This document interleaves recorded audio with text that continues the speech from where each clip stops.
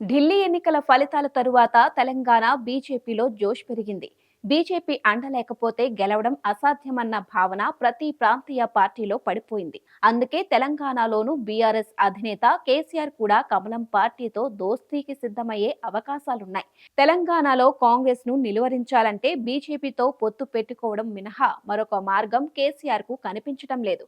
కాంగ్రెస్ మరోసారి అధికారంలోకి వస్తే రాజకీయంగా తమ పార్టీ ఇబ్బందులు తప్పవని గులాబీ పార్టీ బాస్ కు అర్థమవుతుంది. అందుకే ఢిల్లీ బీజేపీ నేతలతో ఆయన టచ్ లో ఉన్నారని చెబుతున్నారు. దక్షిణాది కూడా బీజేపీ బలం పెంచుకోవాల్సి ఉండటంతో ఇక్కడ కేసీఆర్ మద్దతు అవసరమని భావిస్తుంది.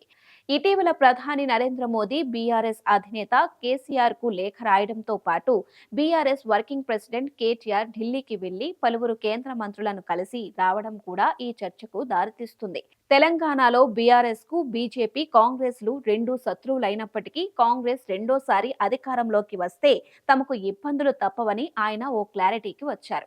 అందుకే ఢిల్లీ పెద్దలతో మంతనాలు జరుపుతున్నట్లు చెబుతున్నారు.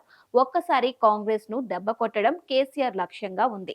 బీజేపీ టార్గెట్ కూడా అదే కావడంతో వచ్చే ఎన్నికల నాటికి ఇద్దరి మధ్య పొత్తులు కుదిరే అవకాశాలున్నాయని అంచనాలు వినపడుతున్నాయి. ఎన్నికలకు ఇంకా చాలా సమయం ఉన్నప్పటికీ అధిక స్థానాలు తాము తీసుకొని పాలనను పెంచుకోవడానికి బీజేపీకి ఎటువంటి ఇబ్బందులు లేవు.